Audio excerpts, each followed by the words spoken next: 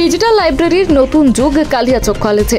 কালিয়াচক কলেজে মঙ্গলবার অনুষ্ঠিত হল এক বিশেষ বক্তৃতা সিরিজ লাইব্রেরি রিসোর্সেস বুন ফর এডুকেশন অ্যান্ড রিসার্চ। কলেজের কনফারেন্স হলে আয়োজিত এই অনুষ্ঠানে প্রায় 100 শিক্ষার্থী উচ্ছ্বসিতভাবে অংশ নেন। সভাপতিত্ব করেন কলেজের অধ্যক্ষ ডক্টর নজিবুর রহমান।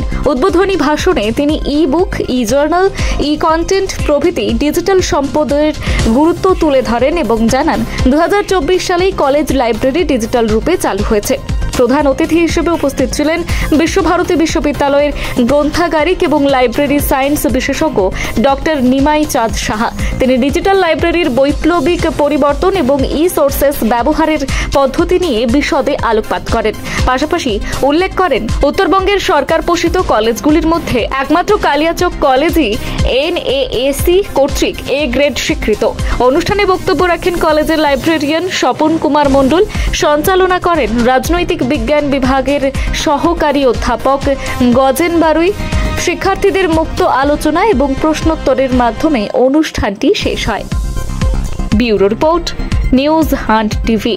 স্পেস নিয়ে করব সেটা উনি করেননি, উনি ডাইরেক্ট কলেজে এসেছেন মূলত exchange of some information, sharing of some information to the faculty member. তো সেই সূত্র ধরে আমরা ঠিক করেছিলাম যে একটা ডেটটার দিকে আমরা একটু দুটাতে শুরু করতে পারলেও আমাদের হয়তো আরও কিছু ছাত্রছাত্রী আমরা হয়তো রাখতাম। আজকে অনেক ফ্যাকাল্টি আমাদের ইউনিভার্সিটি চলে গেছে এবং অনেকে ভেরিফিকেশনে ব্যস্ত আছে, ফলে আজকে এই কজন যারা আমরা আছি করতে।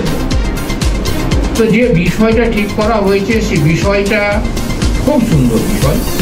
খাই না খাই ছাত্রছাত্রীদের কথা বলছি, মা বাবা একবেলা খেয়ে আমার ছেলে মেয়েটার হাতে একটা ভালো মোবাইল হ্যান্ডসেট না তুলে দিলে সে পড়াশোনা করতে পারবে না, এই বোর্ড থেকে ফোন কিনে দেয়। এবং মাসে যে 373 টাকা বা 399 টাকাতে রিচার্জ করে দিতে হয়, সেটা তারা হয়তো নিজের কম্প্রোমাইজ, অসন বসন কম্প্রোমাইজ করেও তারা কিনে দেয়। এইবারে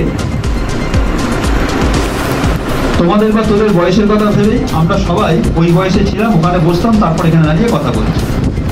আনন্দ করতে হবে, ফেসবুক করতে হবে, হোয়াটসঅ্যাপ করতে হবে, টুইটার করতে হবে, মাসআপ করতে হবে, ব্লগ করতে হবে, এক্স হ্যান্ডেল করতে হবে। না করলে বাঁচতে পারবো না, এটা সময়ের তাগিদ, প্রযুক্তির অবদান, নাহলে স্মার্ট হতে পারবো না। তার সাথে সাথে ভুলে গেলে চলবে না।